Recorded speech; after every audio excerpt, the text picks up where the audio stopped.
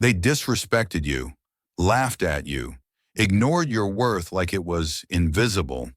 You felt the sting, that fire in your chest that says, I'll show them. But stop, don't react, rise. Because every time you react, you hand them your power. Every time you chase their validation, you abandon your own. The world doesn't respect noise. It respects silence, strength, presence. This isn't about revenge. It's about rebirth. You're not here to prove them wrong. You're here to become unshakable. This is where you stop being moved by disrespect and start moving mountains because of it. Introduction, the fire that wakes you. They disrespected you. They talked over you, laughed at you, dismissed your worth as if your presence meant nothing. It stung, deep, sharp, and cold. But inside that sting lives a spark. You don't see it at first because pain blinds you, but it's there. It's the fire that wakes you. The moment you realize you've been asleep too long, waiting for respect, waiting for validation, waiting for someone to finally see you. And now the world just handed you the one thing you needed most, a reason to rise. You see, disrespect isn't just an insult. It's information. It tells you who people are, and more importantly, who you've allowed yourself to become around them. Every time someone crosses a line, you're being asked one question: how much of yourself are you willing to forget just to be liked? That's the trap, because every moment you stay silent, you trade power for peace, and it never works. The world doesn't respect those who beg for it. It respects those who own it. You've been underestimated before, maybe by family who never took your dreams seriously, maybe by coworkers who laughed behind your back, maybe by people who said you'd never make it, never change, never rise above what they think you are. Their words became noise, but the damage? It sat inside you, shaping how you saw yourself. You started believing you were small. That's the real danger of disrespect. It doesn't just hurt, it rewires your belief in what you deserve. But here's the truth. No one can truly disrespect you unless you let them define you. Their tone, their laughter, their dismissive look, all of it only holds power if you give it meaning. The moment you decide to see disrespect differently, everything shifts. It stops being poison, it becomes fuel. Because disrespect exposes the gap between who you've been and who you're meant to be. It's the catalyst that forces you to evolve. Most people react. They explode, argue, defend. But reaction is the language of the powerless. Every time you react, you hand your emotions over to the very person who triggered you. You let them write your story while you burn with anger. That's not power. That's control disguised as chaos. The strong don't react. They rise. They absorb the insult, see through it, and channel it into silence, focus, and execution. Because real power is quiet. Real strength doesn't need to announce itself. It simply moves. Think about the people who once made you feel small. Where are they now? Still talking, still doubting, still playing small games in small circles. And you're building, you're working, you're transforming pain into progress. You're not reacting anymore, you're rising. That's the turning point. When you stop trying to convince others to respect you and start commanding it through who you become. Respect isn't something you earn by begging, it's something you build by becoming undeniable. Every time someone disrespects you, life gives you two doors. The first leads to reaction, anger, ego, self-pity. The second leads to rebirth, clarity, power, growth. Door 1 feeds your emotions.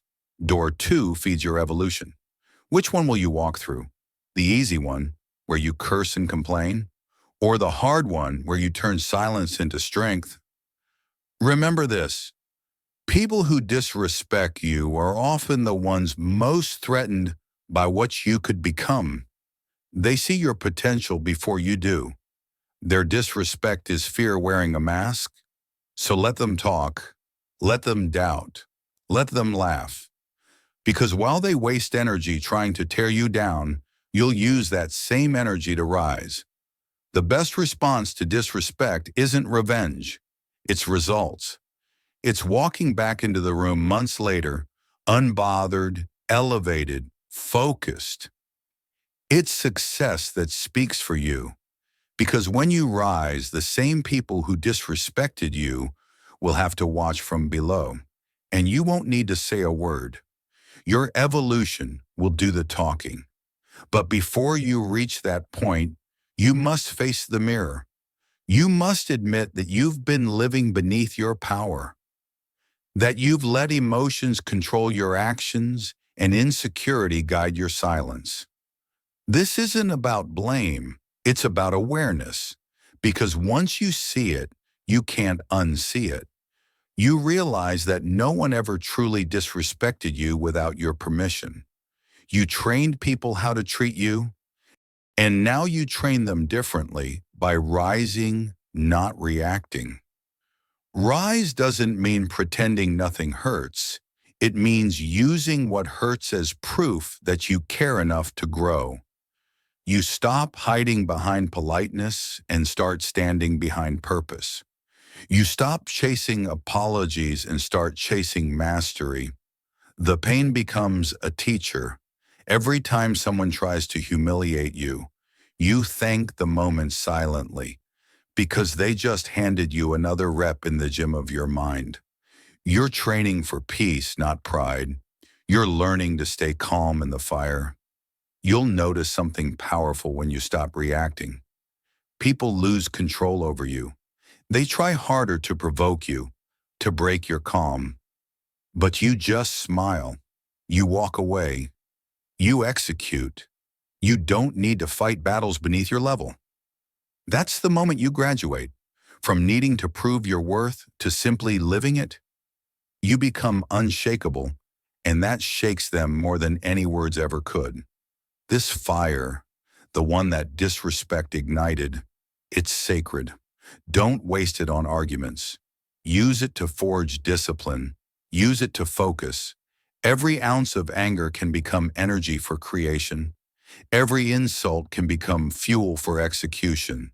The world runs on distraction. You will run on purpose. Let them talk. Let them underestimate. You're building something they can't see yet. A version of yourself so disciplined, so calm, so powerful that no disrespect can touch you anymore. Because what they meant for humiliation became your initiation. The moment they disrespected you, they unknowingly crowned you with the challenge you needed. Every great transformation begins with pain. Every rise starts with rejection. So instead of asking, "Why did they treat me this way?" ask, "What is this moment trying to build in me?" That's the question of the strong. That's how warriors think. They don't seek comfort, they seek clarity. They know the fire that burns them today will forge them tomorrow. From now on, you don't react, you redirect. You don't explain, you execute. You don't chase validation, you embody value. The old you needed respect to feel powerful. The new you is power. The old you fought for attention. The new you commands presence.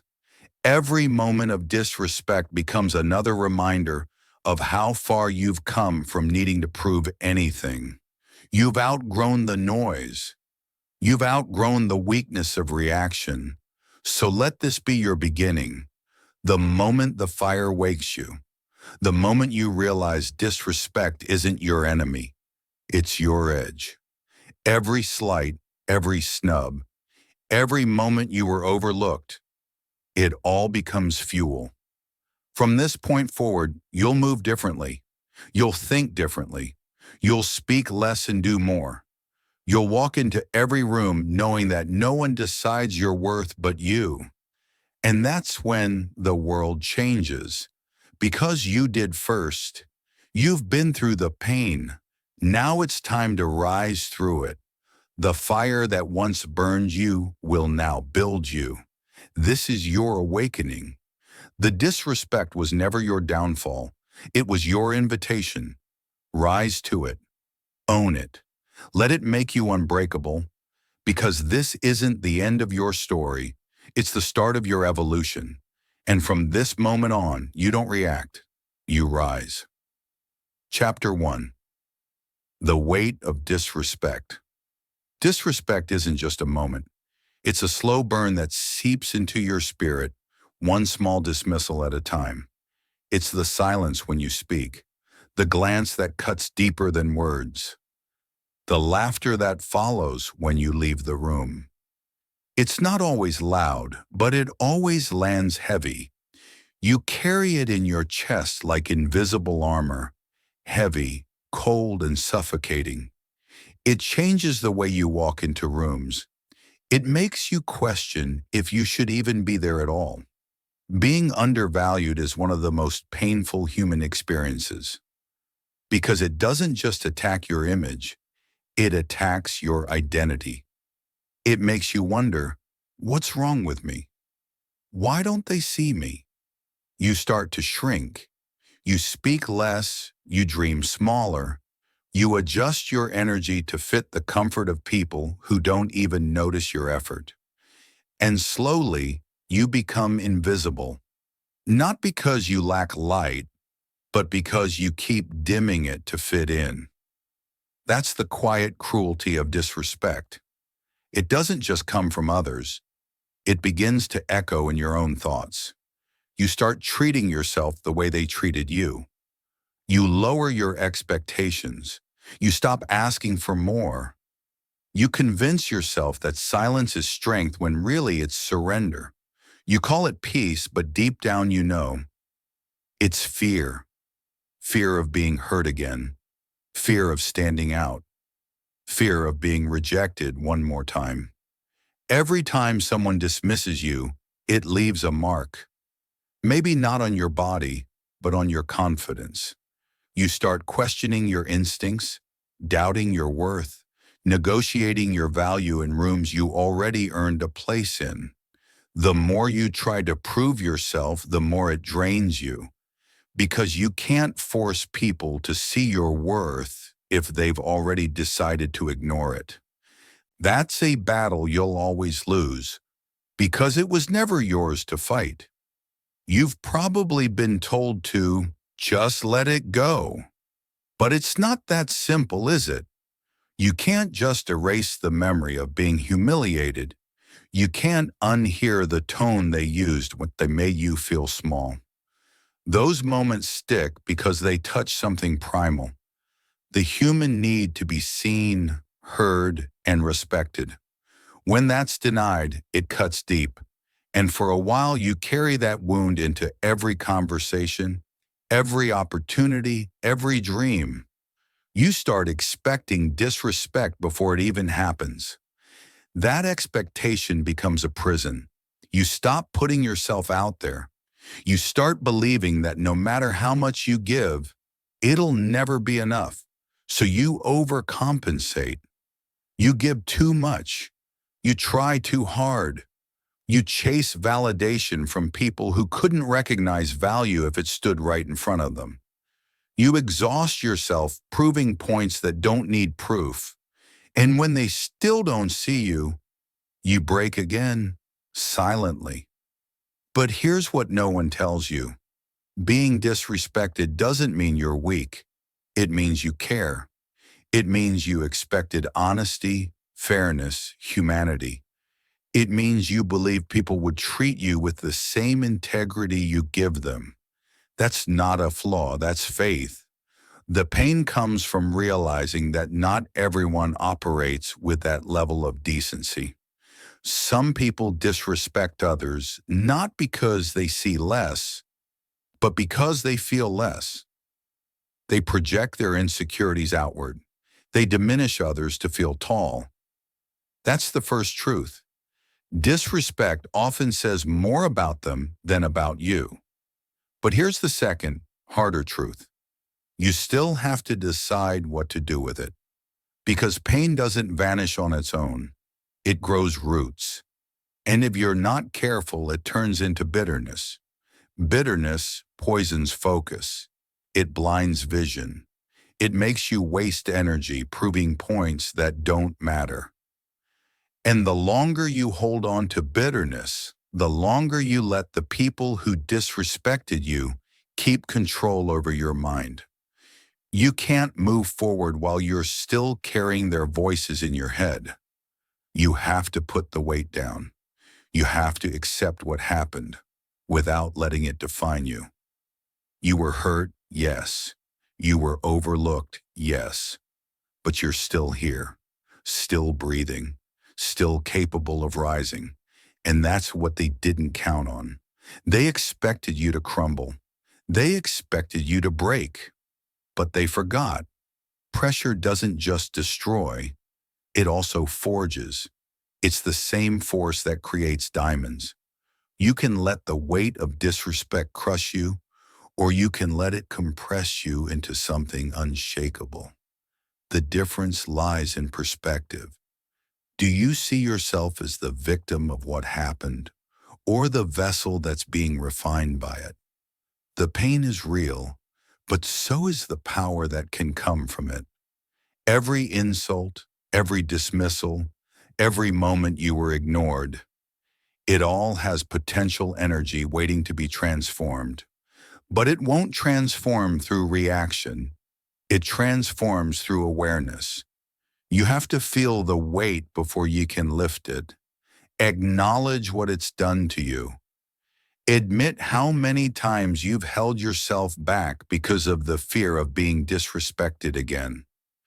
Admit how many nights you've replayed moments in your head, wishing you'd said something different.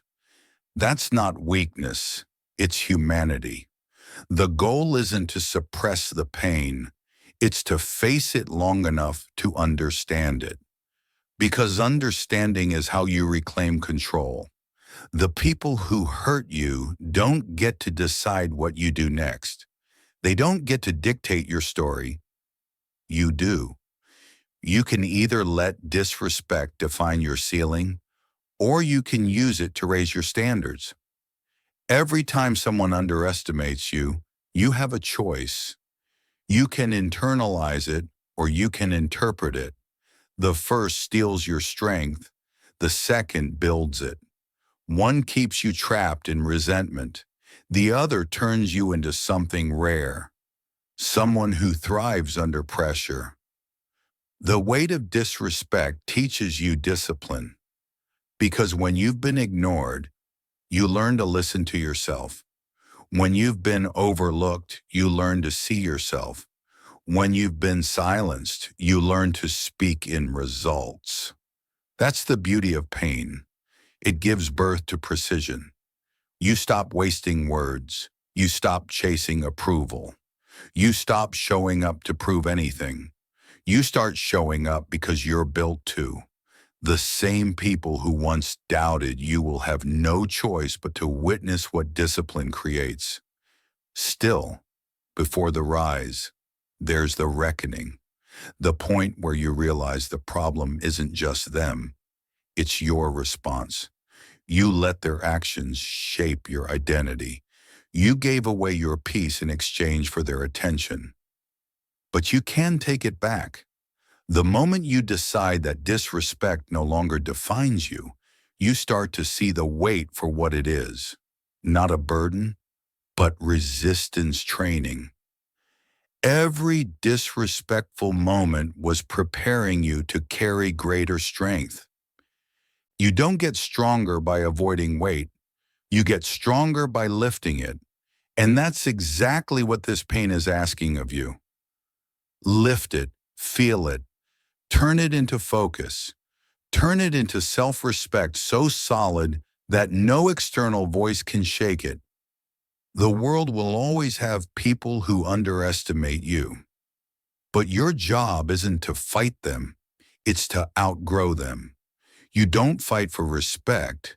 You evolve until respect becomes the only natural response.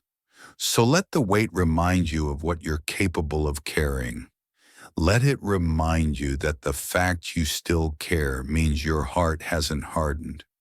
You're still willing to grow. You're still willing to rise. The disrespect didn't destroy you. It introduced you to yourself. Because when the world stops clapping, you learn to keep your own rhythm. When no one believes in you, you learn to believe deeper. When no one listens, you learn to move in silence until your work becomes undeniable. You've felt the sting. You've carried the weight. But now it's time to understand what it truly means.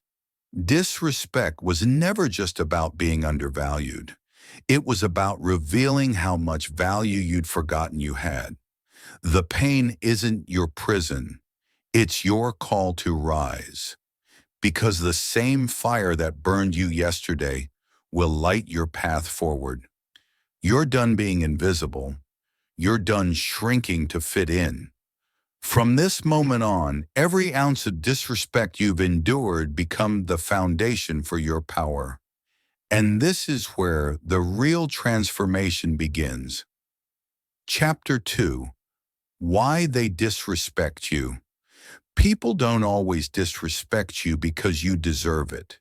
They disrespect you because they're speaking from their own smallness. You've been walking around thinking something is wrong with you, when in reality, most of the time, the disrespect you receive has nothing to do with your value and everything to do with their insecurity. They see your potential and it threatens the version of themselves they're unwilling to face. A disrespect is their way of shrinking you to fit their comfort zone. Because if they can make you doubt yourself, they never have to face how little effort they've given to their own lives. Every disrespectful act begins with fear. Fear of being outgrown, fear of being exposed, fear of being reminded of what they're not doing. Weak people don't know how to handle strength, so they mock it. They label it arrogance. They disguise envy as criticism. You'll notice that the loudest critics are often the ones doing the least. It's easy to throw stones when you're not building anything. It's easy to talk down when you're afraid to look up. The truth is, people project. They throw their pain at you because it's easier than facing it themselves.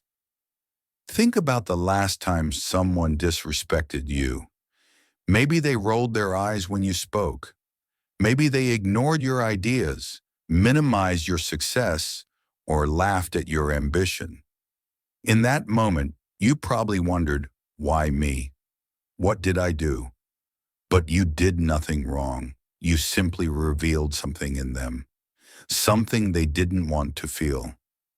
Your confidence exposed their insecurity. Your discipline exposed their laziness. Your focus exposed their distraction. And rather than rise to meet you, they tried to pull you down to their level. That's not personal, it's protection. They're protecting their fragile sense of self from the discomfort of comparison.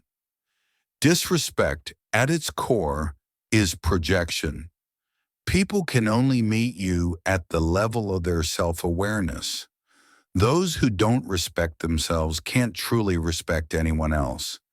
They don't see you. They see their reflection in you, and it scares them. They see your courage and remember their fear. They see your progress and feel their stagnation. So they do what's easiest. They dismiss, deflect, and devalue. It's how the insecure survive, by pretending that what threatens them isn't real.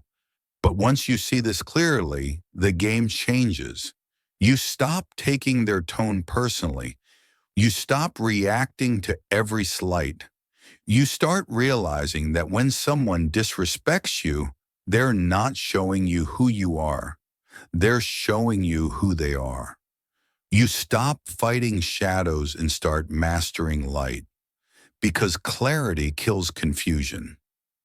The moment you understand that their disrespect is a mirror of their limitations, not your lack, you reclaim your peace. You stop being controlled by opinions, and you start observing them for what they are: reflections of fear, not facts about you. People disrespect what they don't understand. They disrespect passion because it reminds them of their apathy. They disrespect ambition because it exposes their comfort. They disrespect confidence because it reveals their doubt. But the irony is this: every time they try to belittle you, they're actually acknowledging your power. If you were irrelevant, they'd stay silent. Disrespect is a twisted form of recognition. It's proof that you've entered their awareness, and they don't know how to handle it. Some people can't stand to see others rise because it reminds them that they've chosen to stay grounded. When someone mocks you, they're trying to regain control because your composure makes them feel powerless. That's why reaction is their goal. They want to see you flinch. They want to see you break character, lose your center, fall into the chaos they live in daily. The moment you react, they win.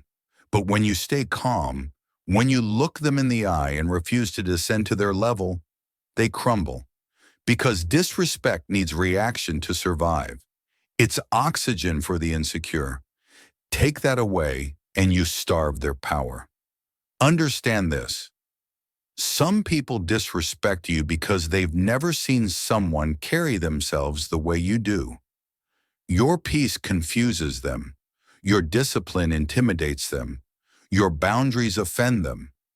Not everyone has done the work to heal or grow, so your growth reminds them of the distance between where they are and where they could be. It's not that they hate you. They hate the reflection of their own inaction that you carry. You didn't do anything wrong by shining. You just became a mirror, and some people aren't ready to look. And yet, for too long, you've been giving away your energy trying to decode their behavior. You've been trying to make peace with people who enjoy chaos. You've been trying to earn respect from those who've never respected themselves. It's time to stop explaining yourself to the unhealed. Stop trying to prove your purity to the bitter. Stop chasing closure from the closed-minded. You don't need their validation to confirm what you already know. You are worthy. Their inability to see it doesn't change it. The truth is, people treat you according to the standards they have for themselves. Small minds speak in disrespect because it's the only language they know. But the strong, they speak through action. They don't waste time diminishing others because they're too busy building their own foundation. So when you encounter disrespect, don't lower yourself to teach them manners. Use that energy to elevate. Let their ignorance become evidence of why you must keep moving. Don't stay in rooms that shrink you. Don't argue with those committed to misunderstanding you. Let silence be your sword. Once you grasp the psychology behind disrespect, it stops hurting the same way. You start seeing the patterns. You notice that people who gossip about others always do it from behind, never in front. You see that critics never have credentials, only opinions. You realize that mockery is the soundtrack of mediocrity, and instead of internalizing it, you start analyzing it. You stop asking why me and start saying, of course me. Because the higher you climb, the more visible you become. And visibility attracts both light and shadow. Disrespect is often a sign that you've started to stand out. That's the paradox of growth. You'll outgrow people who never thought you'd change, and they'll resent you for it. The same friends who once cheered for you will begin to distance themselves when your elevation threatens their excuses. The same colleagues who once called you inspiring will call you arrogant once your success makes them uncomfortable. Don't take it personally. Their judgment isn't evidence of your flaws. It's evidence of their fears. The higher your frequency, the less they can hear you. And that's okay. You're not meant to stay at the level where people need to misunderstand you to feel safe. When you understand the roots of disrespect, you start to appreciate its purpose. It reveals who's real and who's fragile. It tests your self-worth, forcing you to define it internally instead of outsourcing it to others. It strengthens your emotional armor, sharpening your ability to stay calm in chaos. Every insult becomes a lesson in control.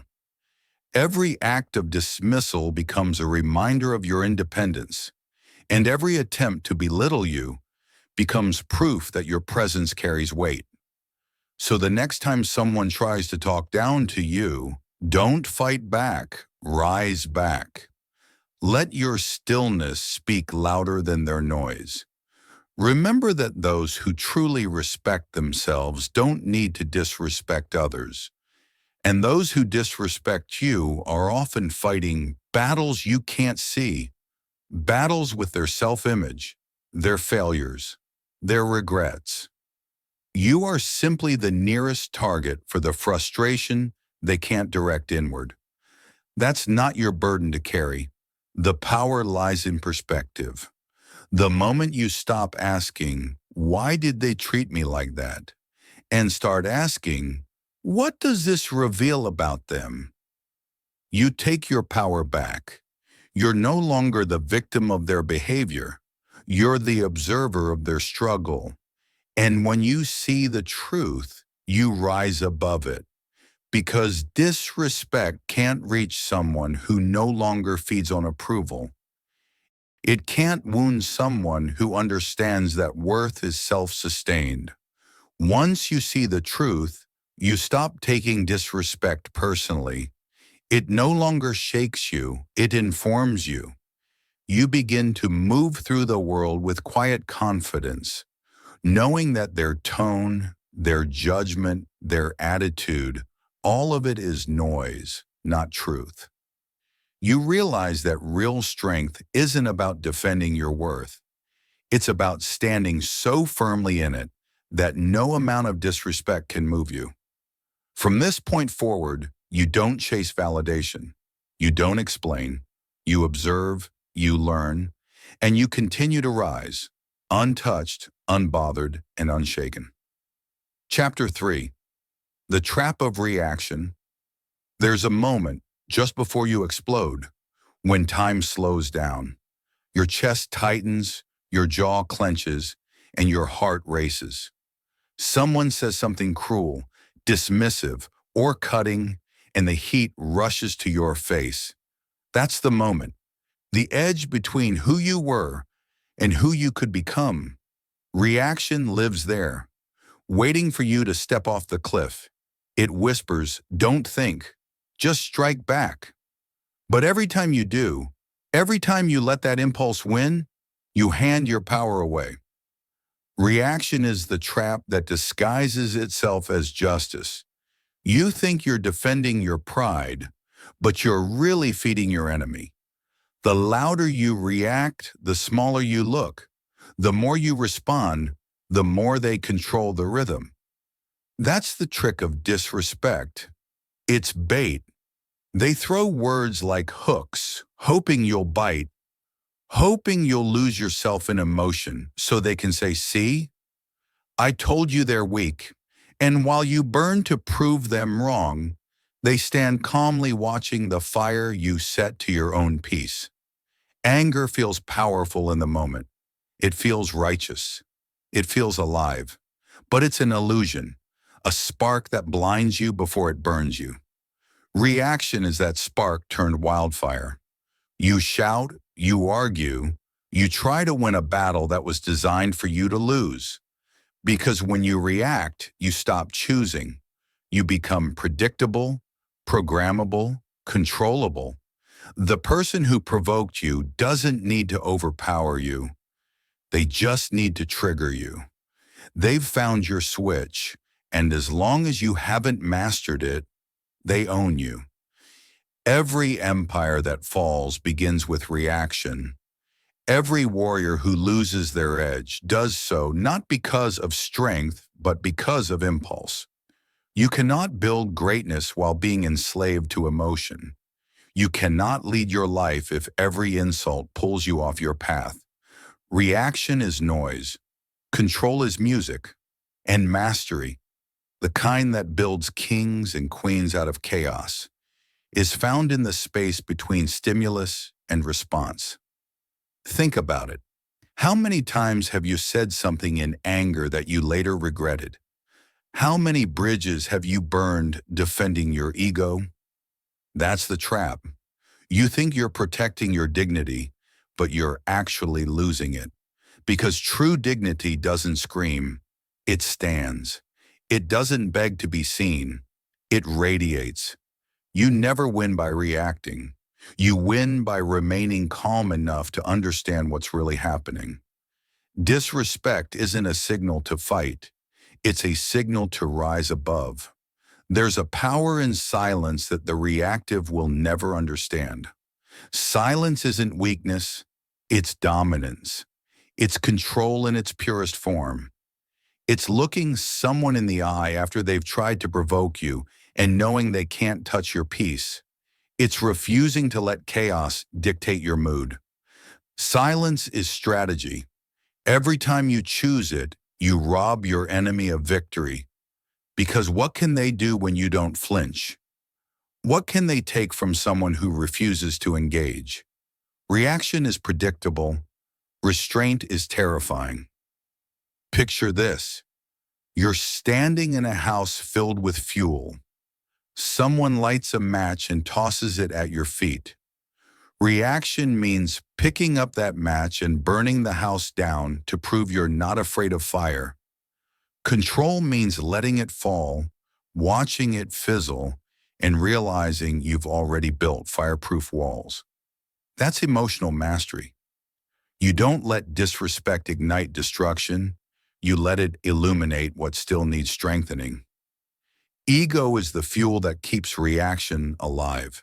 It's the part of you that can't stand being misunderstood, can't bear being wrong, can't handle not having the last word. Ego turns small moments into wars, but the strong, the truly strong, don't need to win every argument. They understand that the loudest person in the room is usually the most afraid. They choose peace not because they're passive, but because they're powerful enough not to need validation. Control isn't cowardice, it's confidence in motion. Reaction feels natural because it's easy. Calm feels unnatural because it's earned. Anyone can throw a punch. Few can absorb an insult without flinching. Anyone can yell. Few can sit in silence and let the other side unravel in their own noise. Calm isn't born, it's built one test at a time. Every moment someone tries to provoke you is an invitation to practice power. Every insult is a chance to train restraint. The more you practice, the less power the world has over your peace. When you learn to control reaction, you start to notice how few people actually have control over themselves. You'll see it everywhere. Drivers losing their tempers, co-workers snapping, friends arguing over nothing. They all believe they're fighting others, but really they're fighting themselves. They haven't mastered their emotions, so their emotions master them. Don't join that crowd. Don't let your inner fire become your cage. Anger can be useful, but only when directed with precision. Otherwise, it consumes you from within. Here's the truth most people don't want to hear. Emotional control is the highest form of strength. Anyone can lift weights. Few can lift their own ego off their shoulders. Anyone can push through pain. Few can pause through provocation. When you can stay composed in chaos, you become unstoppable. Because while everyone else reacts to the noise, you're listening for the signal. You're seeing the game for what it really is. An endless cycle of emotional manipulation designed to keep you from your purpose. Every time you react, you lose time. You lose focus. You lose alignment with your mission. And while you're busy explaining, defending, and proving, your energy is being drained by distraction. Reaction is the thief of momentum. It tricks you into thinking you're doing something, when in reality, you're standing still.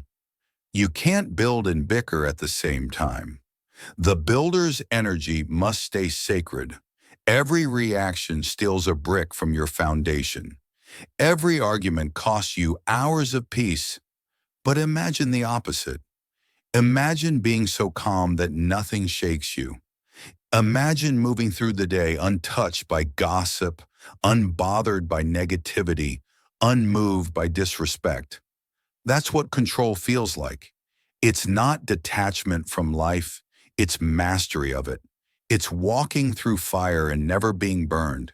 It's hearing lies and never losing truth. It's knowing exactly who you are. So no word, no gesture, no disrespect can alter that. When you reach that level of calm, people can't play games with you. They can only watch. Control doesn't mean you don't feel anger. It means you direct it. You use it as fuel for discipline, not destruction. The world tells you to let it out, but real warriors channel it in.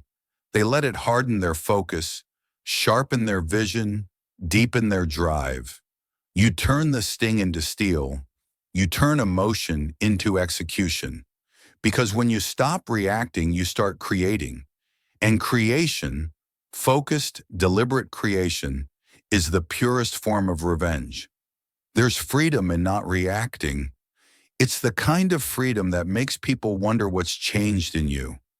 They'll try harder to provoke you, to test your calm, to bring you back to their level.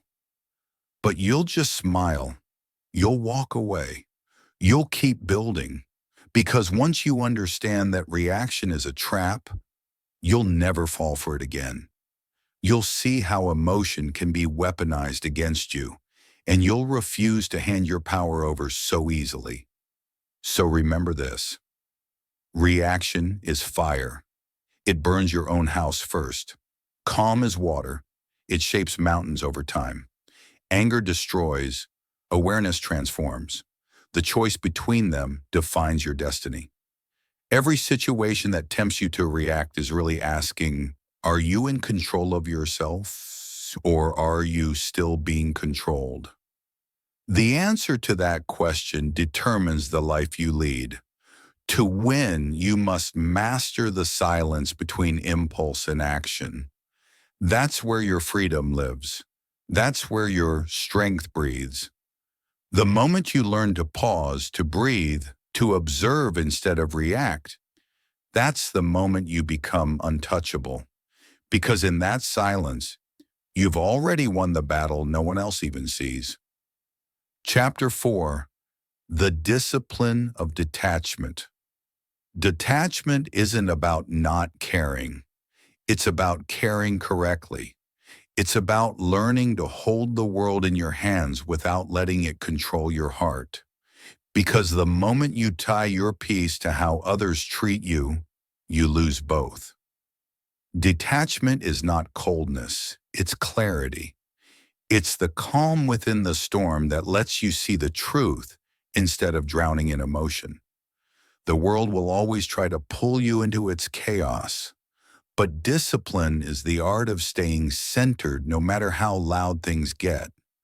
You've spent too long being emotionally available to everything, every insult, every mood, every opinion.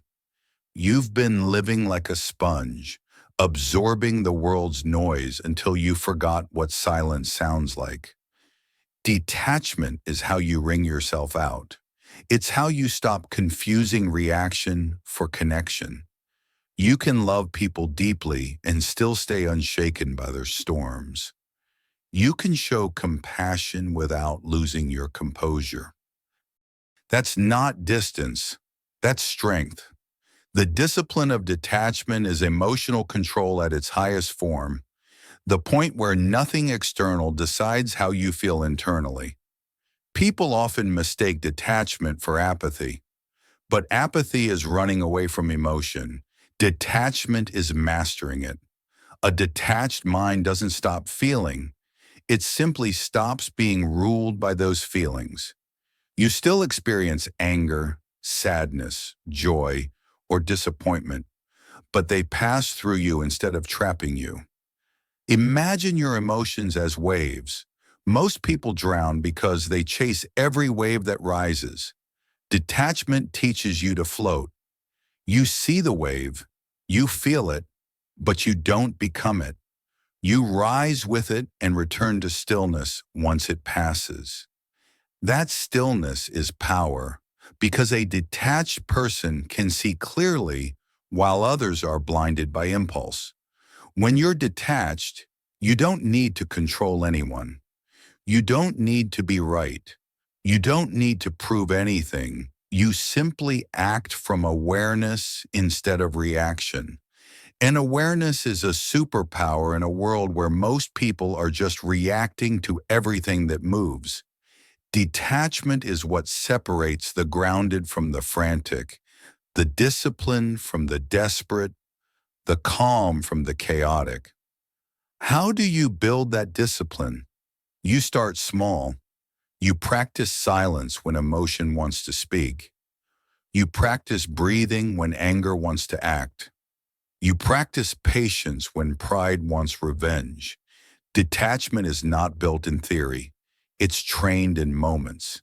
Every time someone tests your peace, that's your gym. Every insult, every rejection, every misunderstanding, it's another rep. You're not being punished, you're being prepared. Every test of emotion is a test of focus, and every time you pass, your control deepens. Breathing is your first weapon. When someone disrespects you, your body reacts before your mind does. Your heart races, your adrenaline spikes, your thoughts start spiraling, but the breath, the slow, steady breath, breaks the chain.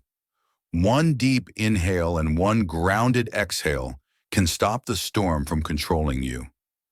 Breathing reminds you that you are not your reaction. You are the one observing it. That awareness separates you from chaos. The longer you stay aware, the stronger your detachment becomes. Silence is your second weapon. The world wants noise, arguments, drama, responses. It thrives on chaos because chaos feeds attention. But silence? Silence disarms it. It leaves people confused, uncomfortable, powerless. When you stop responding, they lose control. Detachment turns silence into strategy. It's not about ignoring others. It's about refusing to waste your words where they don't grow. Silence lets your energy speak for you, and energy always carries more truth than words ever could. Focus is your third weapon. Detachment is impossible without direction, because when you don't know where you're going, everything feels like a distraction. Focus gives you clarity. It makes disrespect look small, gossip look irrelevant, noise look meaningless. When you're locked in on purpose, you stop chasing reactions and start building results. Focus creates a filter, and through that filter, only what serves you gets through. Everything else fades into the background. Awareness is your fourth weapon, the quiet observer inside you that sees without judgment. It's the part of you that notices when you're triggered and asks, is this worth my energy? Awareness turns emotion into data. You learn your patterns, your weaknesses, your attachments. You see where you still depend on approval, where your ego still craves recognition. And with that knowledge, you can free yourself. Because you can't detach from what you refuse to acknowledge. The discipline of detachment also means learning to let people be who they are without trying to fix them. You can't save everyone. You can't teach respect to those who've never learned self-worth. Some people need distance more than explanation. You owe yourself peace more than you owe anyone closure. Let people think what they want, say what they will, believe their version of the story. Detachment means allowing misunderstanding to exist without chasing correction, because peace matters more than perception. When you're detached, you stop needing validation to move forward. You stop checking who's watching, who's clapping, who's criticizing. You move because it's who you are, not because someone approves. Detachment shifts you from dependence to dominance, from needing the world's permission to creating your own direction. You become immune to praise and insult alike. You appreciate both but depend on neither. That's emotional freedom, the ability to stay centered no matter which way the wind blows. But don't mistake detachment for isolation. You don't have to cut everyone off to protect your peace. You simply stop tying your worth to their reactions. You engage with people, but you don't attach your happiness to them. You love without losing yourself. You give without expectation. You care without control. That's the balance. You can be compassionate and detached at the same time. In fact, true compassion requires detachment, because if you're drowning with everyone who's hurting, you'll never help anyone rise.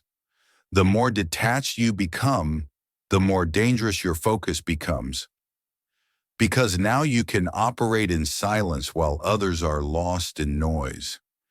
You can move strategically while they move emotionally. You can plan for months while they react in minutes. Detachment gives you patience, and patience gives you power. You stop needing everything to happen now. You start trusting timing, trusting preparation, trusting your process. Detachment is the foundation of consistency, because without emotion controlling you, discipline takes over. When people can't get reactions out of you, they lose control over you. They'll call you cold, distant, unfeeling, but those are the words of the untrained. You're not cold, you're calm, you're not distant, you're deliberate. You're not unfeeling, you're focused. Let them misunderstand. It's not your job to explain peace to those addicted to chaos. Your silence is the proof of your strength. Your stillness is the proof of your power. The more detached you become, the more clearly you see the world for what it is, not as you wish it to be, but as it truly is. Detachment is emotional minimalism. You stop cluttering your heart with unnecessary battles. You start decluttering your mind of opinions that don't matter. You stop renting space to people who never paid the price of respect. You understand that attention is energy, and you spend it wisely. Detachment teaches you that not every situation deserves your response, not every person deserves your explanation, And not every disrespect deserves your energy. The more you withhold reaction, the more powerful you become.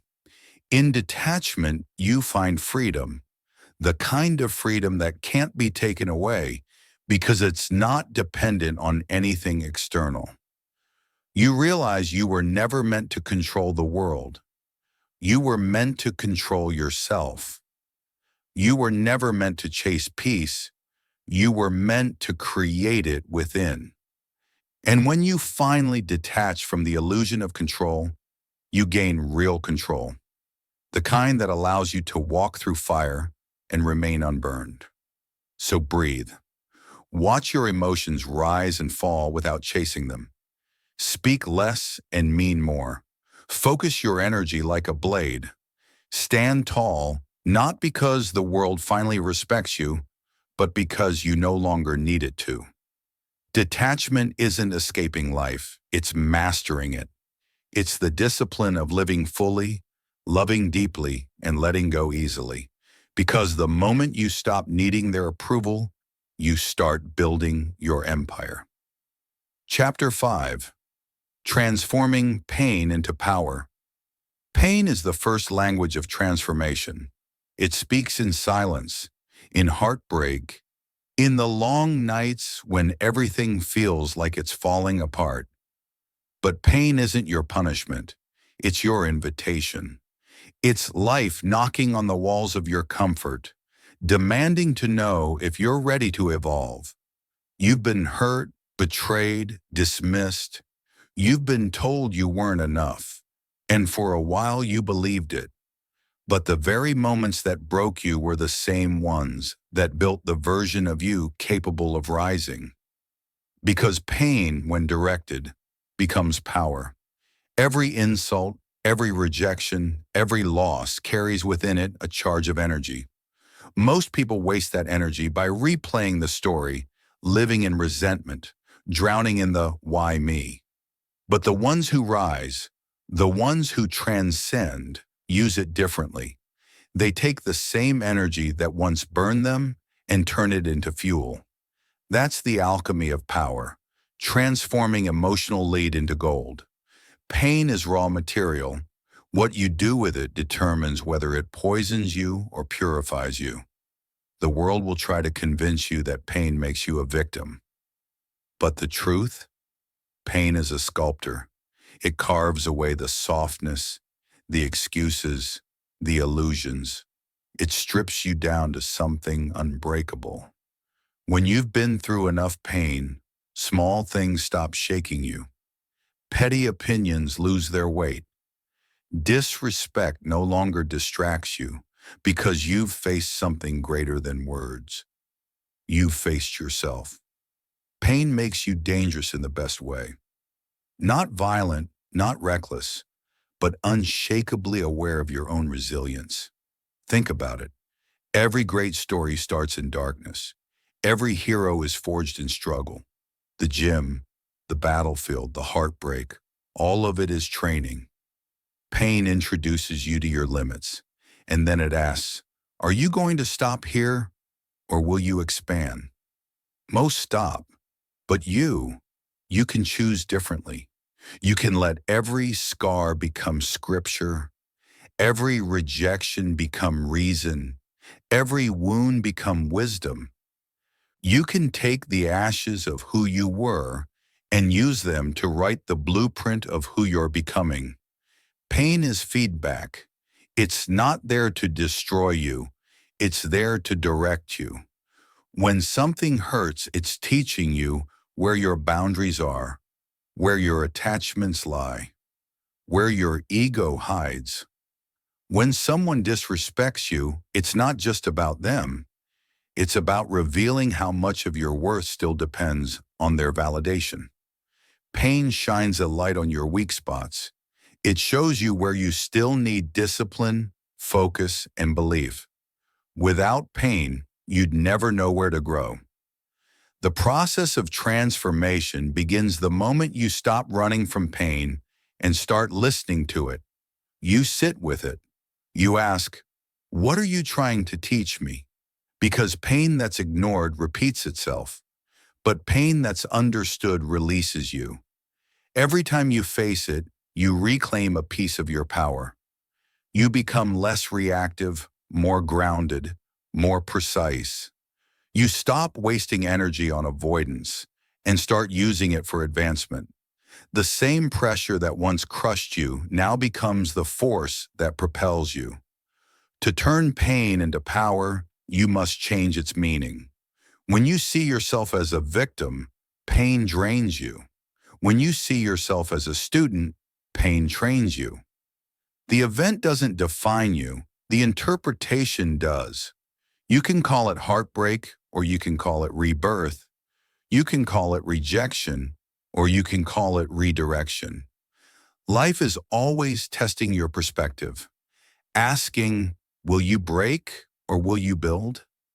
The answer is written in how you choose to see the struggle. Every time you rise after being hurt, you become stronger than before. Because resilience isn't born from comfort, it's born from chaos. You don't learn discipline when everything's easy. You don't learn patience when everyone supports you. You don't learn courage until fear knocks at your door. Pain is the price of growth, but it's also the proof that you're still in the fight. The world doesn't test the weak, it tests the strong. It pushes those who can handle the weight because pressure only visits those built to carry it. Imagine pain as fire. Most people run from it, but the ones who transform stand in it long enough to let it burn away what's unnecessary. The fear, the ego, the self-doubt, they all melt under the heat. What remains is pure strength. Fire doesn't just destroy, it purifies. You become sharper, lighter, clearer.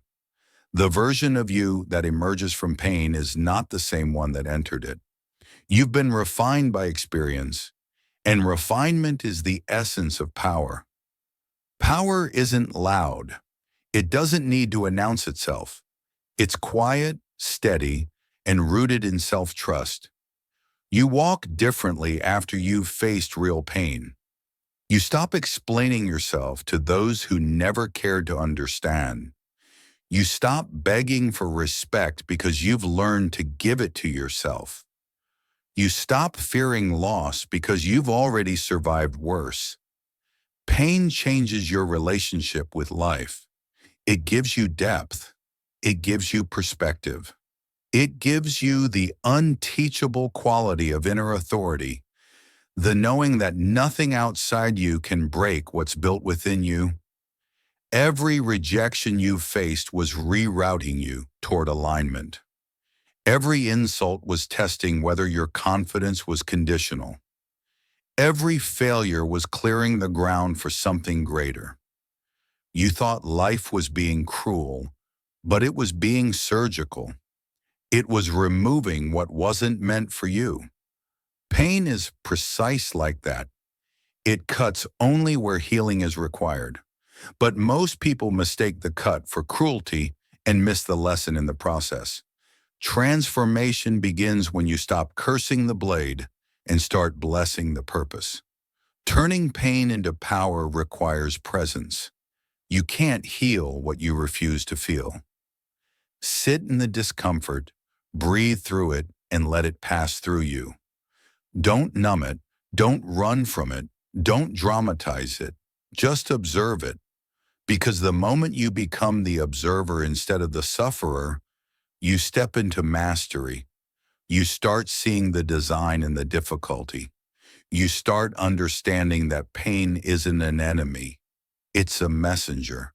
It's not here to weaken you. It's here to awaken you. Pain teaches endurance. It teaches you how to keep moving even when you're bleeding.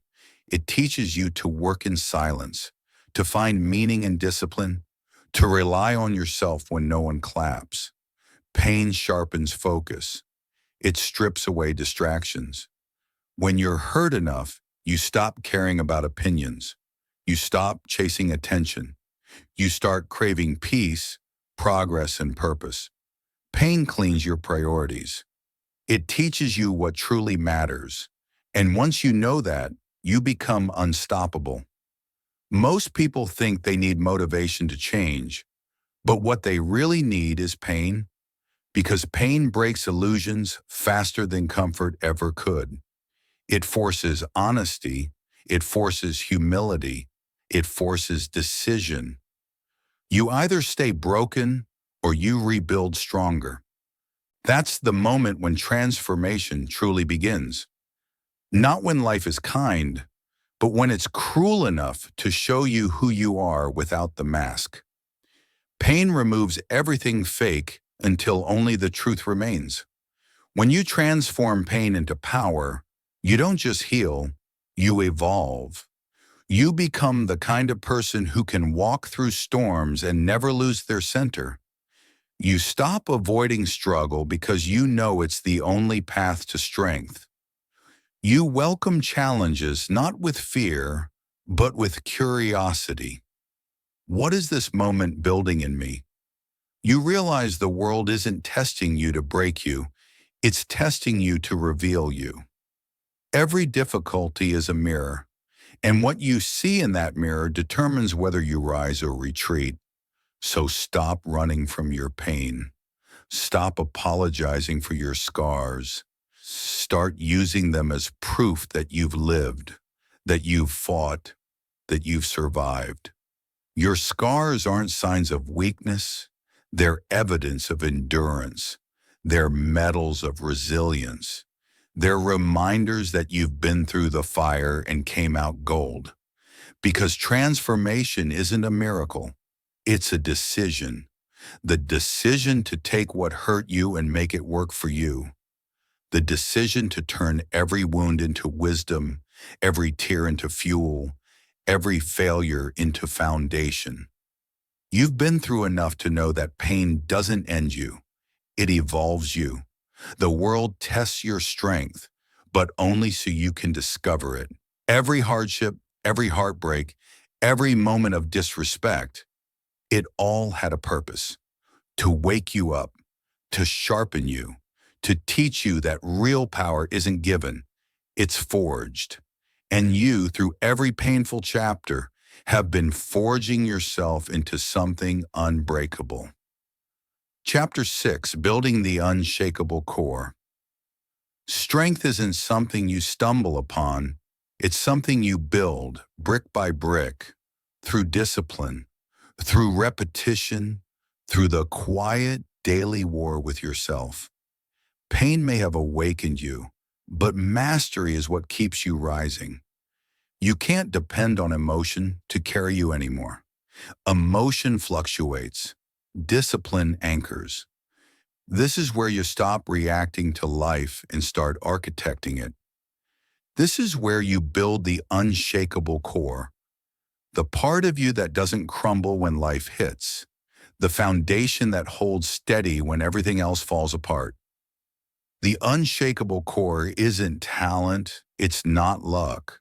It's the result of choosing structure over chaos every single day. It's the discipline to show up even when you don't feel like it. It's the focus to move forward without applause. It's the patience to keep building even when progress feels invisible. You build strength not in the spotlight, but in the solitude. You build identity not from approval, but from alignment. Because external respect fades, but internal respect compounds. It becomes your armor.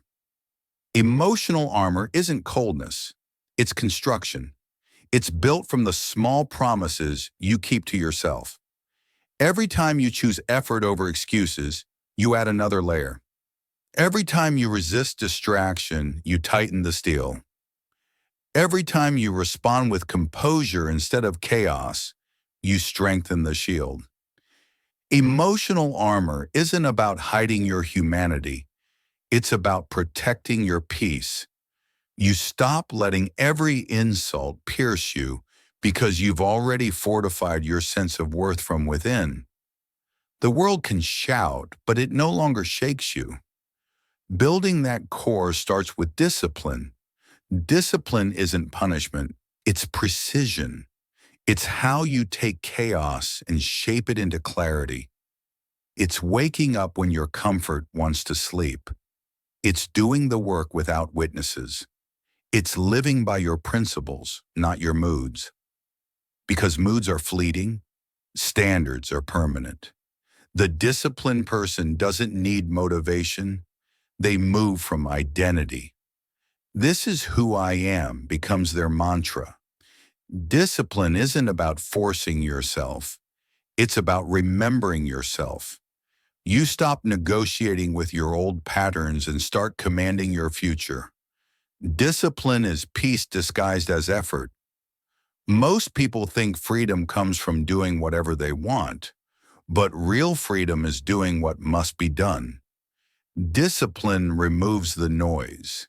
It gives you order in a chaotic world. When your habits are aligned with your goals, you stop waking up anxious, you wake up prepared. You don't need to control the world because you've already mastered your own system. That's what peace feels like, knowing you're consistent enough to handle whatever comes. Every strong person you admire has a system, a rhythm. They don't rely on inspiration. They rely on routine. They know that confidence isn't born from praise. It's built from repetition.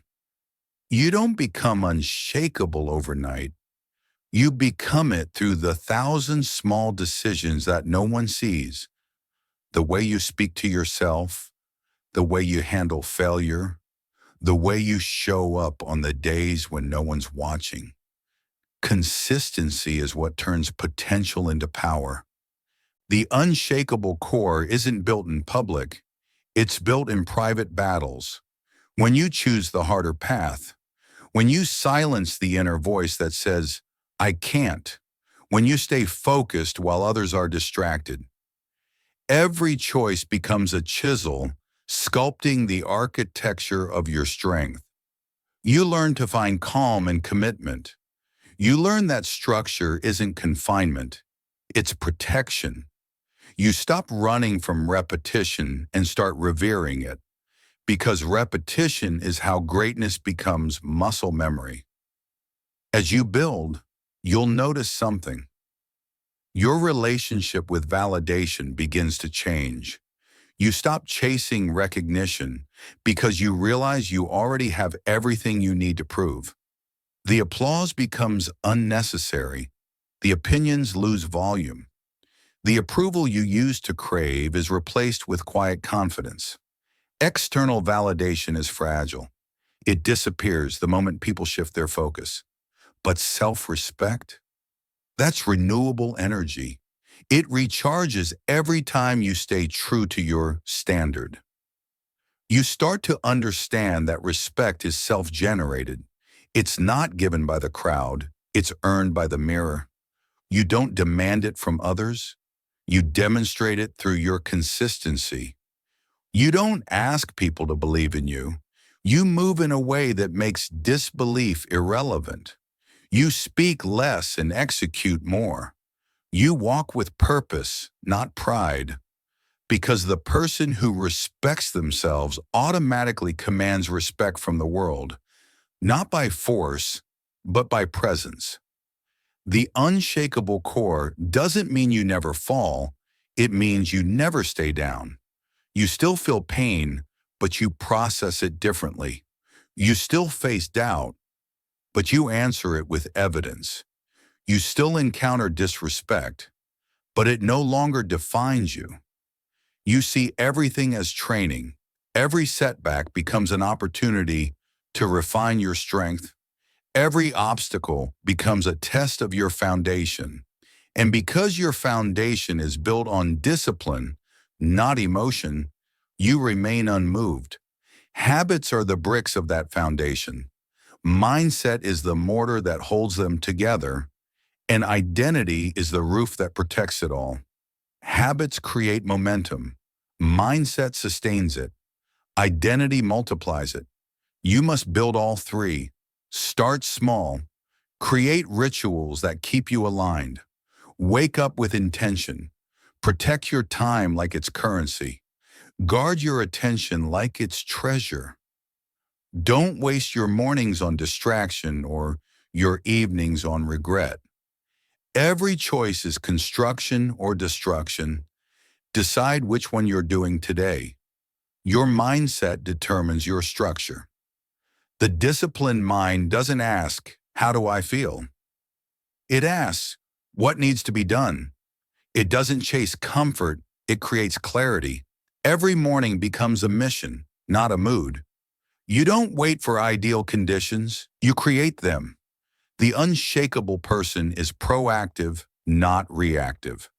They know that life will always test them, but their response is always the same: composure. You don't meet chaos with chaos, you meet it with control. The more you master yourself, the less you need to manage others. You stop trying to change people who refuse to grow.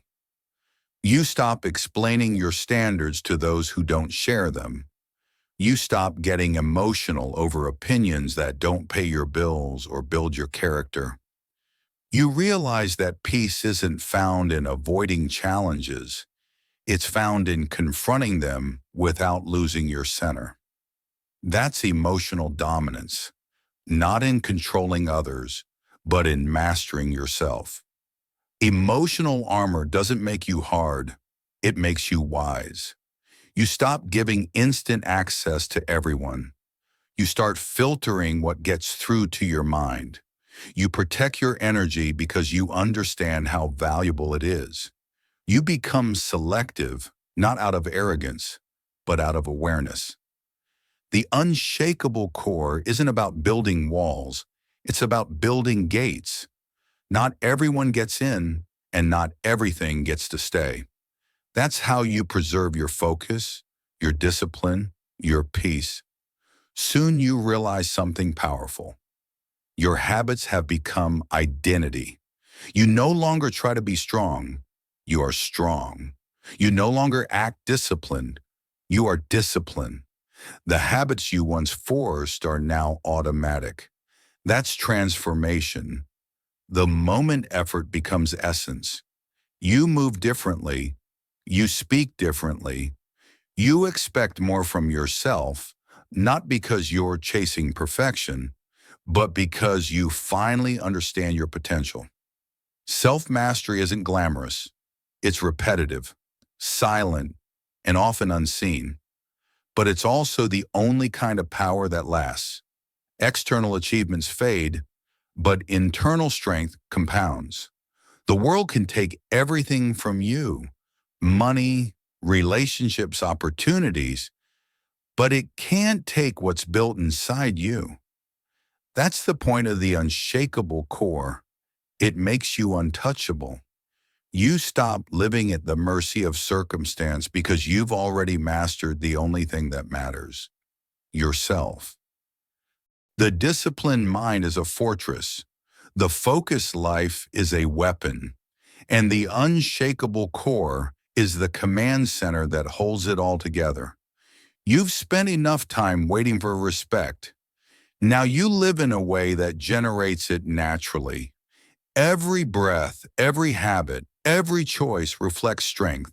You are no longer pulled by emotion or pushed by validation. You move by conviction, because this is where the shift happens. You no longer chase respect, you become it. Chapter 7. Moving through the noise. The world has never been louder. Everyone's talking, posting, shouting, demanding to be seen. Distractions dress themselves as opportunities. Critics parade as experts. And somewhere in all that chaos, you're trying to hear yourself think. It's not easy. The noise is constant. Opinions, expectations, comparisons. Everyone wants your attention, but few deserve it. To stay grounded here, you need a level of focus that borders on defiance. You need silence, not the absence of sound, but the presence of clarity. Noise is the enemy of greatness. It pulls you in 100 directions until you forget the one that matters. It convinces you that movement is progress, even when you're running in circles. The world will always try to keep you reactive, distracted, scattered, because a distracted mind is an unthreatening one. The more noise you let in, the less power you have to hear your own purpose. Focus isn't just productivity, it's protection. It's the filter that separates the meaningful from the meaningless. When you start to rise, the noise increases. People who never noticed you suddenly have opinions. They question your motives, your methods, your right to win. That's how the world works. It celebrates you in silence and criticizes you in public. But the noise is never really about you. It's a reflection of how uncomfortable people get when they see someone moving differently. When you start creating, they start commenting. When you start focusing, they start distracting. Don't take it personally. It's just proof that you're making waves in still water. Focus isn't about tuning the world out completely. It's about turning your energy inward. It's about deciding what deserves your attention and what doesn't. Every time you check your phone, scroll through opinions, or argue with people who don't matter, you weaken your mental muscle. Focus works like strength. It grows where it's trained. When you protect your attention, you build the discipline that drives every other success in your life. The moment you stop reacting to noise, you start directing it. Patience is the second shield. The world is addicted to speed. Everyone wants results now. But growth is never instant. It's incremental. Patience isn't waiting. It's trusting the process while working relentlessly. It's knowing that consistency beats intensity, that slow progress is still progress, that timing matters as much as effort. The impatient chase noise because they need constant stimulation to feel alive. The patient chase mastery because they know peace comes from progress, not approval. Purpose is the third shield. When you know why you're doing something, the world can't easily distract you. Purpose simplifies decisions. It cuts through chaos like a blade. You stop needing to chase every trend or respond to every critic because your mission becomes your compass. Purpose doesn't just give a direction, it gives endurance. When you have a purpose, the noise becomes background static. It's there, but it doesn't interfere with the signal. To move through the noise, you must learn to detach from the need to be understood. Most of the world will never understand your silence, your discipline, or your focus. They'll call it arrogance when it's really alignment. They'll say you've changed when you've simply grown. But you can't build anything worthwhile while trying to explain yourself to people who don't want to understand. Noise thrives on reaction. Silence thrives on results. The less you defend, the more you ascend. Every critic wants one thing: to pull you into the conversation. They want your attention because your attention validates their relevance. That's the trap. Don't fight in arenas that don't matter. Your focus is a weapon. Guard it like treasure. Every argument you avoid, every distraction you decline, every moment you choose creation over validation, that's victory. The strongest move isn't always striking back. Sometimes it's simply staying silent and moving forward. Silence isn't retreat, it's control. It's saying, I decide what gets my energy. It's building a life so focused that the outside world becomes background noise. Imagine your mind as a fortress. Every distraction is a knock on the door. The undisciplined open it every time. The focused guard it with intention. Not every sound deserves your attention. Not every opinion deserves your energy. Let the world talk. You're too busy executing to respond. Noise will come from everywhere. Social media, gossip, competition, even your own doubts. Internal noise is the loudest.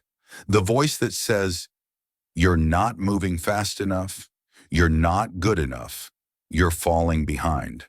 But here's the truth. Noise can't hurt you unless you believe it. It's only as powerful as your attention allows it to be. When you anchor yourself to your purpose, you rise above it. The calmest mind always wins because it's the only one that can see clearly through chaos. The disciplined don't get distracted, they get deliberate. Every hour has intention. Every day has structure. That's how you move through the noise. You schedule silence. You protect your focus like oxygen. You cut out what drains you. You say no more often than yes. And in doing so, you create something rare. Mental stillness in a world addicted to chaos. The world screams, but you move quietly. The world demands attention, but you stay unbothered. Because while everyone else is reacting, you're building. There will always be critics. There will always be opinions. The higher you rise, the more people will try to pull you down. It's the gravity of human nature. Those who refuse to climb will always try to weigh down those who do. Don't let their noise become your soundtrack. Let your work speak. Let your silence echo. Success doesn't argue, it demonstrates. The louder they get, the quieter you should become. Because silence unsettles the insecure. They can't fight what doesn't fight back. Moving through the noise also means learning patience with yourself. Growth is not linear. You'll have seasons of silence, seasons of doubt, seasons where nothing seems to be working. That's when most people quit. But the ones who last are the ones who keep moving, even when no one's watching. You must learn to trust the unseen stages of your evolution. Noise demands instant proof. Greatness requires delayed gratification. Your consistency will make more noise than your words ever could. Don't be afraid to disconnect. Solitude is not loneliness. It's the reset that every warrior needs. You can't hear your intuition when you're surrounded by static. Spend time alone. Sit in silence. Think deeply. The world will tell you to stay plugged in, but silence is where you recharge your signal. That's where vision sharpens and strength regenerates. The most powerful decisions are made in quiet rooms. The loudest growth happens in private. Direction is the antidote to distraction. When you know your path, you stop wandering into places you don't belong. Every no becomes easier. Every temptation loses its shine. Direction gives you clarity, and clarity gives you confidence. Without direction, you'll always chase noise, mistaking motion for progress. But with it, you move like a force, deliberate, precise, unstoppable. You don't waste time convincing, you simply continue. The truth is, noise never disappears. It just loses power over the focused. You can't control how loud the world gets, but you can control how deeply you listen. You can control your breath, your focus, your energy. You can decide that every ounce of attention goes toward creation, not reaction. You can decide that peace is more valuable than being right, that silence is stronger than argument, that purpose is louder than applause. The higher you rise, the louder the noise, but you'll be too focused to hear it because your vision has become your volume, your execution has become your response, and your results have become your revenge. Let them talk, let them doubt, let them watch. You're not here to react to the world. You're here to rise above it. Chapter 8. The Power of Presence. Presence is power, not the kind that needs to be announced, not the kind that needs applause. Real power, the kind that speaks before you do, the kind that walks into a room and changes the temperature. Presence isn't about appearance. It's about energy. It's about knowing who you are so completely that no word, no glance, no disrespect can shake it. When you move with presence, the world adjusts around you. You stop chasing attention because your very being commands it. Most people walk through life half absent. They're in the room but not really there, lost in thought, buried in insecurity, distracted by comparison. They let their mind pull them into yesterday's regret or tomorrow's fear, and in doing so, they abandon the only place their power truly exists, the present moment. Presence is the art of being fully here, of filling your space with awareness so complete that nothing external can displace it. You stop reacting to noise because you become the silence that centers it. Disrespect loses power in the face of presence. When you walk with awareness, people sense it. They feel your energy before they hear your words. Presence is your unspoken boundary.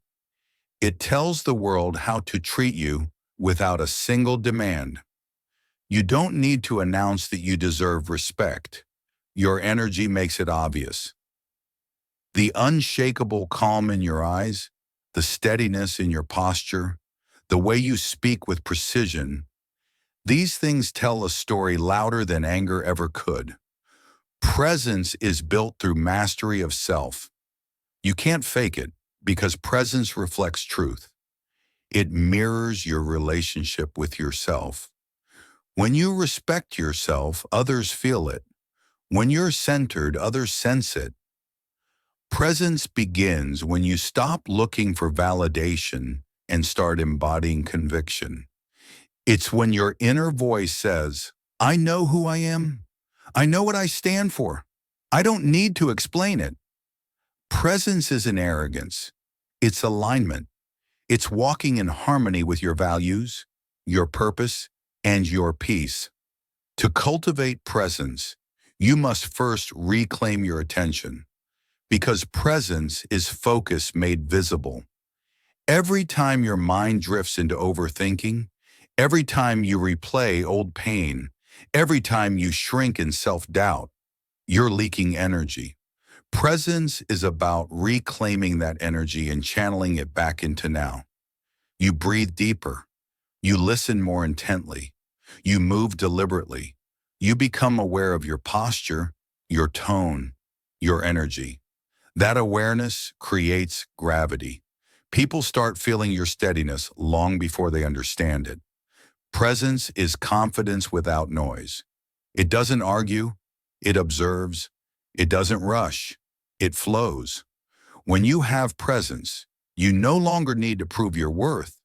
You embody it. The loudest person in the room is rarely the most powerful.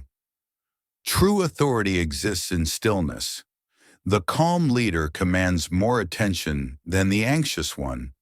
The composed competitor wins before the match begins. Presence is that quiet authority, the sense that no matter what happens, you're already in control of yourself. You develop presence by practicing awareness in motion. When you walk, walk with intention. When you speak, speak with purpose. When you listen, listen fully. Stop letting your mind wander into distraction. Presence demands participation. It asks you to inhabit your moments fully. It's not about pretending to be calm. It's about being calm. It's about choosing composure even when emotion knocks at your door. You don't suppress your feelings. You master them. You let emotion rise, and then you breathe it into stillness. That's the difference between reaction and command. Self-respect is the foundation of presence. The world senses when someone has standards. You don't have to announce your boundaries. You simply live them. You don't chase what's beneath you. You don't beg for what's already yours. You don't explain your worth to people who can't recognize it. You operate from a quiet conviction, an unspoken knowing that your time, your energy, your focus are sacred. That kind of energy doesn't just command respect, it magnetizes it. Presence is also emotional elegance, the grace to stay calm under pressure, to move with dignity through disrespect, to respond with intelligence rather than impulse. Every time you refuse to react, your presence grows stronger. Every time you stand tall in silence instead of defending yourself, you build the kind of authority that can't be faked. Presence isn't loud, it's luminous. It shines through your restraint, your patience, your confidence. It's the power of knowing you have nothing to prove because you've already proven it to yourself. When you have presence, you don't chase conversations. You attract them. You don't interrupt. You influence. Your energy carries weight because it's grounded in authenticity.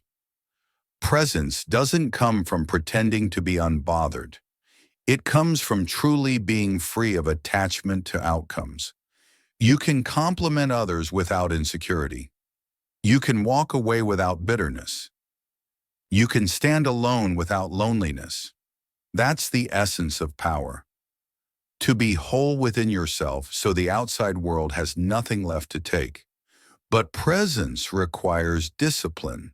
You can't maintain it if your habits contradict your values. Your body language, your focus, your self-talk, all of it must align. You can't move like a leader while thinking like a victim. You can't speak confidence while feeding yourself doubt. Presence is a byproduct of integrity, the internal consistency between what you think, what you say, and what you do. The more aligned you become, the more undeniable your energy grows. Presence also thrives in simplicity. The less you need, the stronger you become. The fewer opinions you chase, the clearer your voice. The fewer reactions you give, the more control you gain. Presence isn't about doing more, it's about being more with less. Simplicity amplifies energy because scattered attention is weak attention. Focused awareness is magnetic. People feel drawn to those who move with clarity, who radiate peace in a world addicted to chaos. When you embody presence, you stop fearing disrespect. You realize that nothing can touch what's untouchable. Someone can talk down to you, but they can't pull you down unless you bend. Their words hit the armor of awareness and fall harmlessly to the ground, because presence is your shield. It's the invisible energy that protects your peace and projects your strength. It's what separates those who crumble under criticism from those who grow under pressure. Presence doesn't beg for acknowledgement, it earns reverence. When you stand fully in who you are, people feel it. Some are inspired by it, others are intimidated, but either way, they respond to it. That's the beauty of presence. It doesn't need everyone to like it. It only requires that you like yourself enough to stop dimming your light for others' comfort. Presence makes no apologies. It simply exists, unwavering, complete. You'll know you've developed presence when people start asking, "What changed?" But nothing external changed. You just returned to yourself. You stopped rushing, stopped proving, stopped performing. You started being. You started walking slower, breathing deeper, speaking less, and meaning more. You started respecting your own energy so completely that the world had no choice but to follow. You didn't become louder, you became still, and stillness is the highest vibration of power. Presence is mastery in motion. It's not a skill you learn once. It's a state you cultivate daily.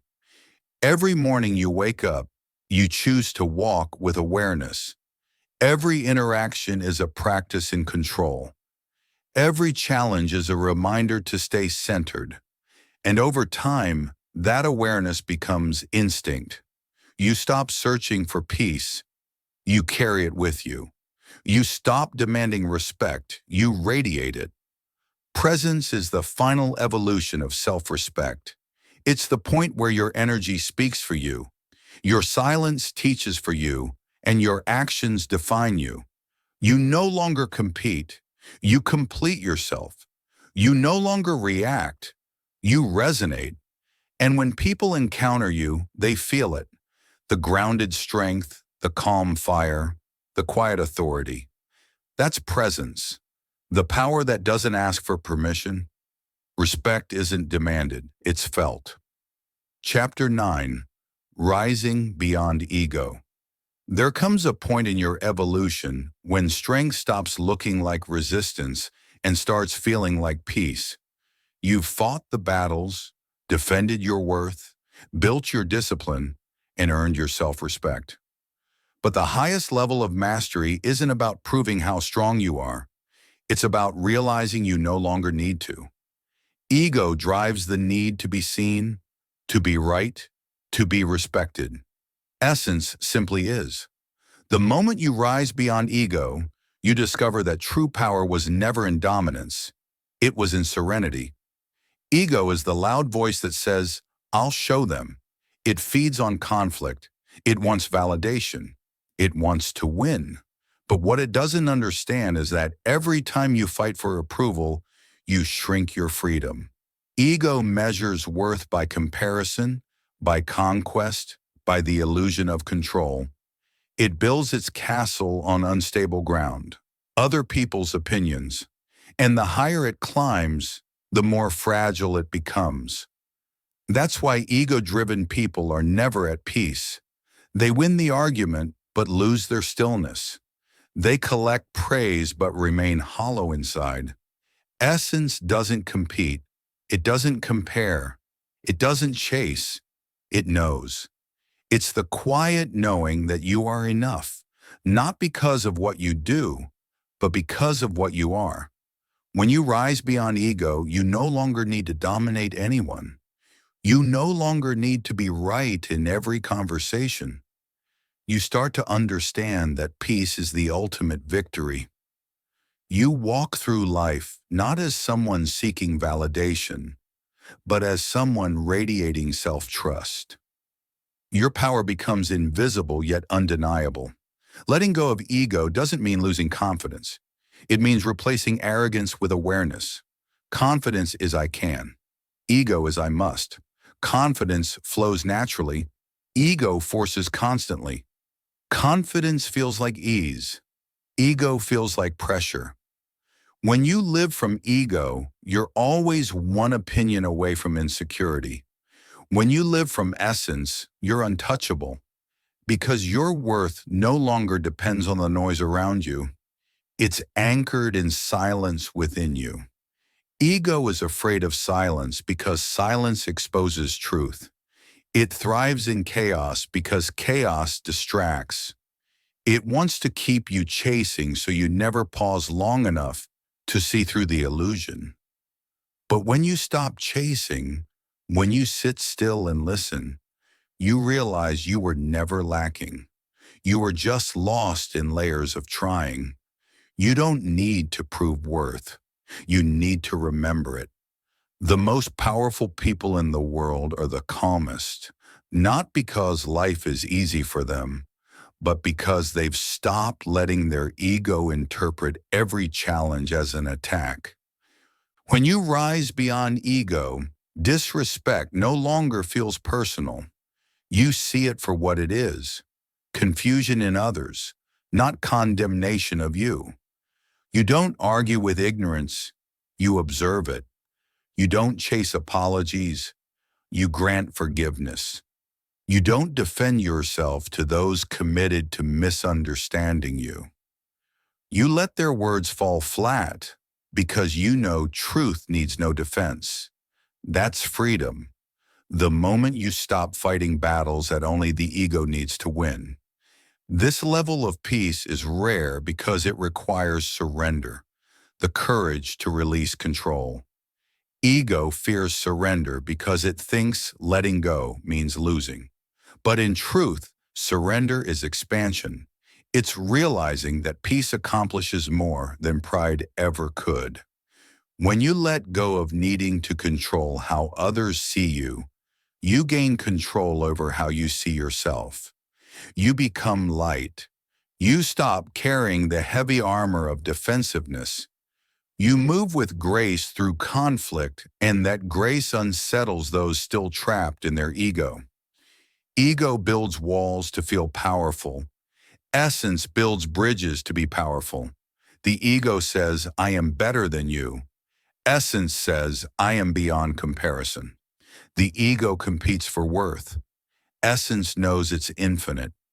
When you transcend ego, you no longer measure success by recognition. You measure it by peace. You no longer chase status. You chase stillness. You no longer fear loss because what's meant for your essence can't be taken by anyone's ego. Rising beyond ego is the beginning of true freedom. You stop arguing to be understood and start listening to understand. You stop reacting and start responding. You no longer attach your identity to outcomes. Wins don't inflate you. Losses don't destroy you. You remain steady, centered, grounded in self-trust. That's the essence of mastery, not being unshaken because the world is kind, but because you've learned that your stability doesn't come from the world. It comes from within. When you stop living for recognition, your actions become pure. You create because it's who you are, not because you need to be noticed. You work in silence, not to hide, but because you understand that power doesn't require performance. You love without attachment. You speak with purpose, not persuasion.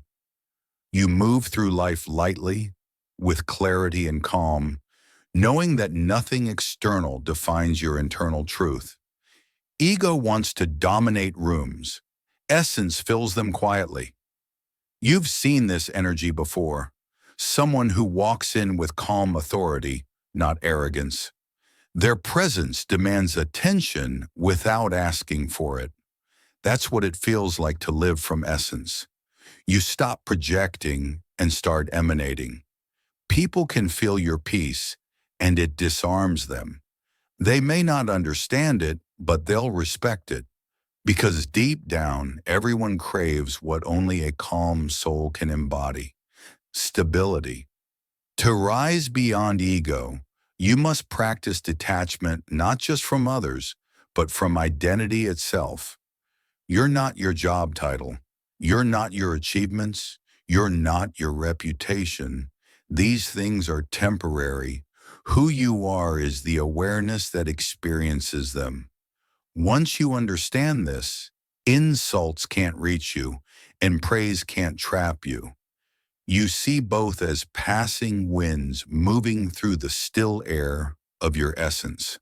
You stop chasing the highs and fearing the lows. You live balanced, centered, awake. Every moment life challenges you is a chance to transcend ego. When someone criticizes you, ask, is this a threat to my ego or a test of my essence? When you fail, ask, am I ashamed because I lost or because I attached my worth to the outcome? Awareness breaks the cycle. Ego wants reaction. Essence seeks reflection. You start observing your emotions instead of becoming them. That's how you evolve, from chaos to consciousness, from noise to knowing. Eventually, you realize you have nothing left to prove, not to the world, not to your past, not even to yourself. You've already proven it by surviving, by learning, by rising. You've done enough fighting. Now it's time to simply be. That's the final level of strength, to walk in stillness, unbothered by praise, untouched by hate, unmoved by distraction. You no longer rise to prove.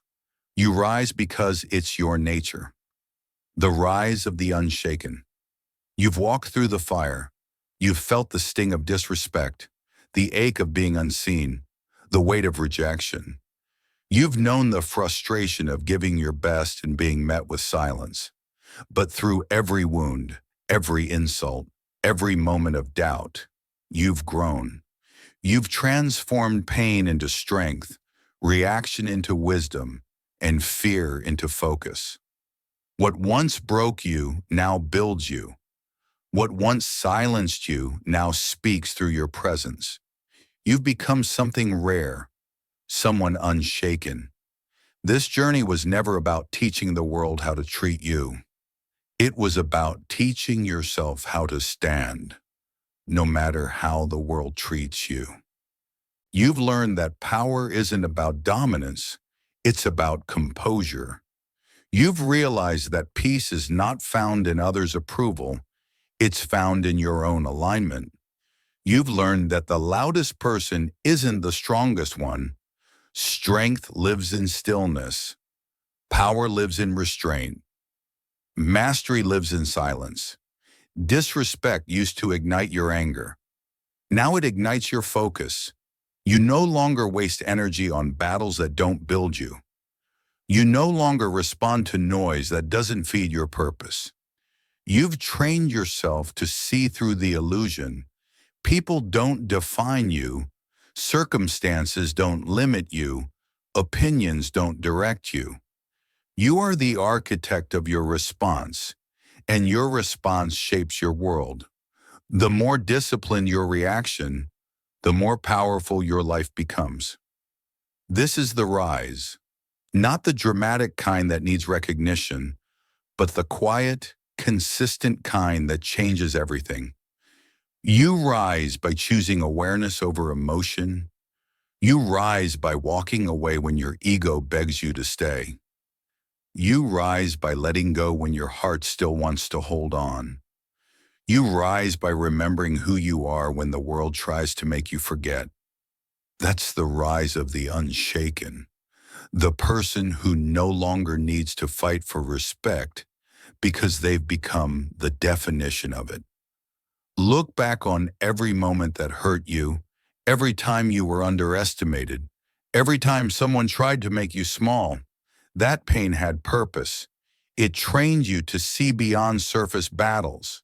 It taught you to find strength in silence, peace in patience, wisdom in wounds. Each struggle was a lesson in disguise, preparing you to handle greater things with grace. The disrespect didn't destroy you. It disciplined you. It showed you that control isn't about power over others. It's about power over self. You've learned to transform fire into focus. You've learned that silence is not weakness, that walking away is not surrender. You've learned that the ones who hold their peace hold the real power. You've built emotional armor not to hide behind, but to stand tall within. You've stopped chasing apologies, explanations, and recognition because you understand now. Your evolution is your explanation. Your consistency is your statement. Your calm is your crown. The unshaken don't need to be seen to know their worth. They don't need to be celebrated to know their value. They live in rhythm with their purpose, anchored in discipline, driven by peace. They understand that every day is a test, and every test is training. The world still throws noise, still sends challenges, still tries to provoke, but none of it lands the same. You've changed the equation.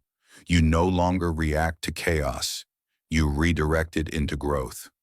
The rise of the unshaken isn't about perfection. It's about presence. It's about being so rooted in who you are that nothing external can uproot you. It's about facing disrespect and choosing dignity. It's about standing tall in storms, not because you enjoy them, but because you understand they're part of the process. You don't fight the wind anymore. You learn to move with it. You don't fear the fire. You walk through it with grace. You've become both calm and commanding, grounded yet ascending. Everything you've been through, the pain, the silence, the rebuilding, it wasn't random. It was refining you for this moment, to stand here, unbothered, to walk with quiet confidence, to carry yourself like peace itself is your identity. The world can shout, you'll remain still. The world can doubt, you'll remain certain. The world can turn its back. You'll keep moving forward because you no longer live for approval. You live for alignment.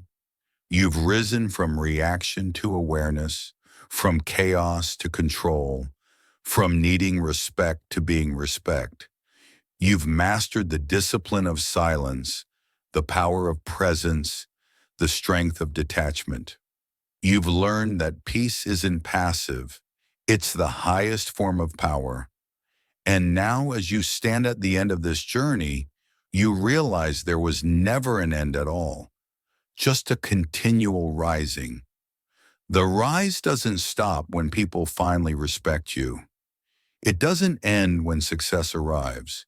It's a lifelong rhythm, each day another opportunity to rise higher, steadier, stronger. Life will still test you, but you'll meet every test with grace. You'll face challenge with calm, chaos with clarity, disrespect with discipline. You've become the kind of person who doesn't need to control the world because you've already mastered yourself. So remember this: when people underestimate you, rise. When they doubt you, rise. When they mock you, rise. When they ignore you, rise. Rise not to prove them wrong, but to prove yourself right. Rise because it's who you are now. Rise because your silence speaks louder than their noise. Rise because nothing external can move what's anchored within. You've reached the summit of strength, not dominance, not defiance, but peace. The world still spins in chaos, but you remain steady. The storms still come, but you no longer fear them. You've become the calm after the storm, the stillness that remains when everything else fades. You are proof that discipline is power, that presence is protection, that peace is victory. You are the rise of the unshaken. Rise every time until nothing can move you.